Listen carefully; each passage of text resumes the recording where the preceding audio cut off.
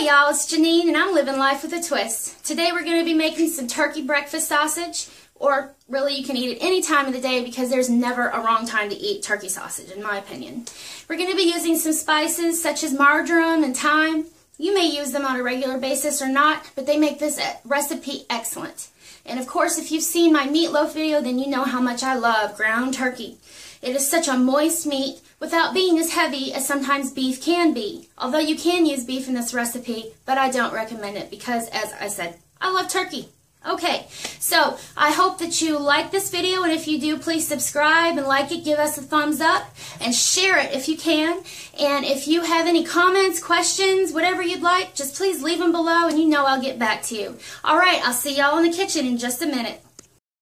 Okay, y'all, here we are in the kitchen, and we're going to be making our turkey breakfast sausage. First, I'd like to say that I've washed my hands in extremely hot water. I have asbestos hands. You may have heard me say that before. And you may have also heard me say that if you're not getting a little bit dirty, well, you're not having fun or cooking, at least to me. So, with that said, this is 2 pounds of ground turkey.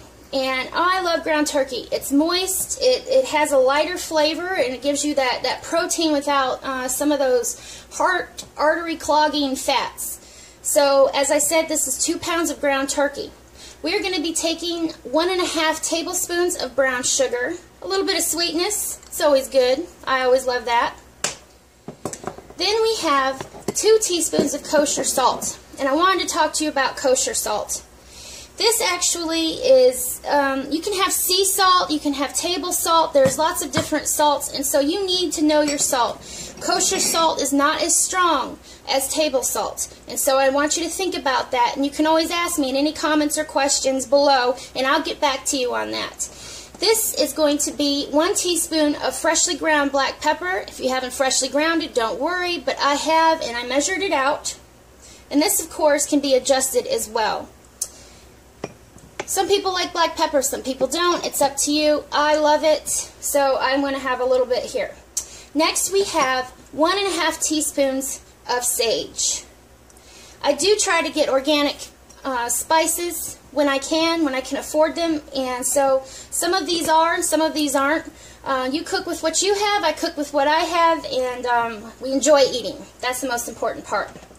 Next, we have 1.5 teaspoons of ground thyme.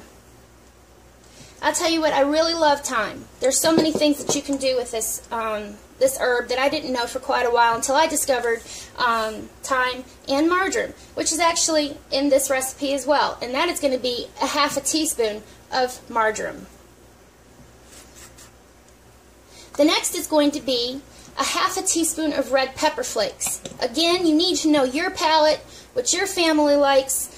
This is just enough heat. If it were up to me, there'd be a whole lot of heat, but it's not just up to me. We have mouths to feed in this house, and I have to make sure that they get fed and we'll eat the food. Okay, with that, I'm going to get mixing up. Now, you may have heard me say in some of my other video about the meatloaf that you don't want to overmix. And that's generally true, but you can mix just a little bit more because this is a breakfast sausage. And actually, the way that we are going to store them is going to be mostly in the freezer. And you can keep some fresh in your fridge. But, you know, 2 pounds of ground turkey, who's going to eat that in 1 week unless you have a large family? But our family is not that large. So we are actually going to be freezing most of these patties and pull them out whenever we feel like it.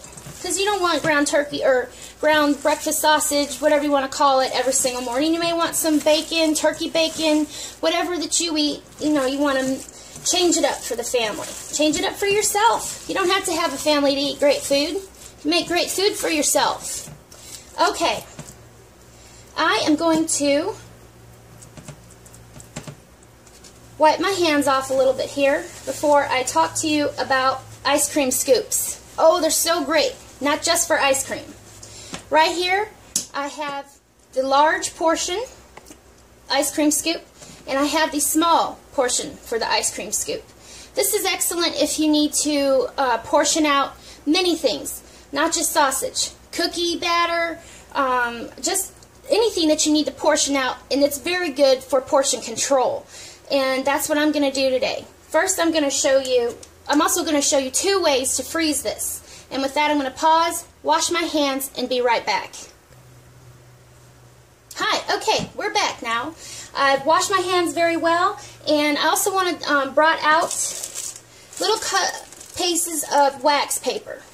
You can make your patties and store them in between. I just want to say something I discovered the hard way the very first time I ever made this recipe a long time ago, is I kind of pushed them together, and that was it was a mess after I froze it. I had to defrost, pry them apart. It was awful. I've made the mistake, so you don't have to. So here we go. I have these cut out, and I'm first going to show you that before I show you actually what I've settled on and how I do it. We have a standalone freezer here. So I have the ability to put a large cookie sheet, as you can see right here, and have it set inside and everything frozen. Eventually, no matter how you freeze it, we're going to be storing them in a gallon Ziploc bag. Okay, now unless you want literal turkey bites, because this does kind of shrink up a bit when you cook it, you're going to want to use a small scoop. But since I have some men to feed here, my stepdad, we're definitely going to do the larger scoop. So I'm going to set this to the side. As I said before, I've washed my hands with very hot water. I'm going to use the scoop, as I said before, for portion control. Plus, it also helps when you have the exact same size of everything, for everything to be cooked at the same time. Nothing gets overcooked, nothing gets undercooked. You know exactly what you're doing. Okay. So I'm going to take this, kind of flatten it myself, not press it with the paper like I did the very first time I did this. As I said before, I've made the mistake, so you don't have to. I'm going to pull this out just a bit.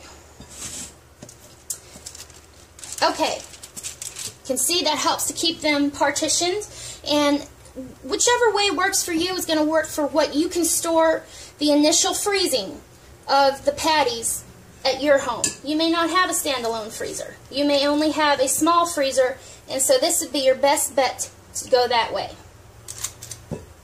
I'm only going to do one more just to show you. Okay? No more. That's it. That's enough. You don't want to push down in any way.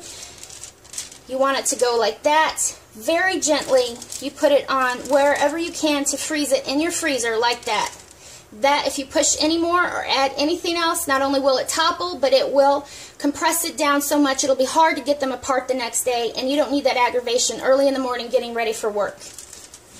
Okay, I'm going to set that to the side and show you what I actually do for here, for us. This is a large cookie sheet.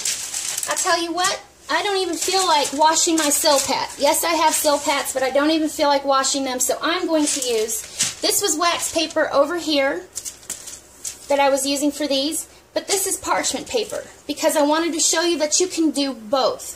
There's no right or wrong way with this, but saran wrap will be a pain in the butt, and wax paper is wonderful, parchment paper is wonderful. I love to bake with it. I love to do a lot of different things with it. Okay, so here we go. This, too, you're not going to want to put any pressure either. It's just, no matter what it is, you don't want to squash it down. Like I said, portion control. This is excellent, too, if you have a large family. You can feed a lot of people when you have everything done, prepared beforehand, very easily, and it's going to make your morning go a lot smoother. And who doesn't want a smooth morning before they're going into work and having to deal with the world? It's a good time to take time to reflect in the morning while you're eating. Prepare yourself for the rest of the day. As you can see, these don't make a ton, which might lead you to the turkey bites. But here, there's only a couple of us here, so we're going to have a larger patty. And I will be cooking one up just to show you. Okay, so I'm going to tell you what, I'm going to continue this, get this done. You don't need to see anymore. I think you get the gist of it. And I will be right back, and I'm going to show you what the finished product looks like, and we're going to cook it up for you. Okay, it's been a few hours later, and it's just enough time for these patties to freeze. I did reserve one fresh one in the refrigerator because I want to cook it up and do a taste test for you. I have my pan on medium-high heat. I'm going to put a little bit of sunflower and avocado oil in there, just a dab, just enough to kind of make sure this patty doesn't stick in any way. Now this is fresh, so this patty is going to cook a lot faster than the frozen. Ooh, you hear the sizzle. I love the sizzle. Love the sizzle. I'm going to turn this down. I know I said medium-high, but this cast iron does hold a lot of heat. So I would say, you know, about medium in there. And we're going to let that sit for just a moment. And these are what the patties look like. This is 14 and a half, this being my 15th. Now earlier I showed you that you could use a large scoop, a small scoop. You can make this patty any size that you want, but we chose large for the adults, 3 adults that live here in our home. I have a Ziploc frozen bag with the turkey sausage, as you can see, and I'm just going to go on ahead and put these in here. And they do stay nice and separated because they have been frozen separated. They will stay that way. But you can do it however you want to in your home. Now I'm just going to check this real quick and give it a quick flip. There we go. And I'm going to turn that down just a little bit more too. As I said, the cast iron.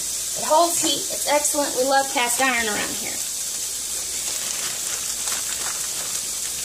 Normally, you know that I do my hands. I have them very washed up, but since I'm doing a couple things here, I'm just trying to get this in and out so I can do everything for the tutorial. Okay, so if you're going from frozen, it's obviously going to take you longer, and I'm just going to, you know, you're going to want to keep an eye on it in the morning.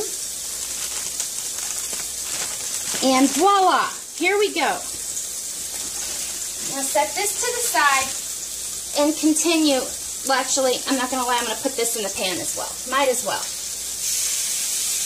That's even smaller. Okay.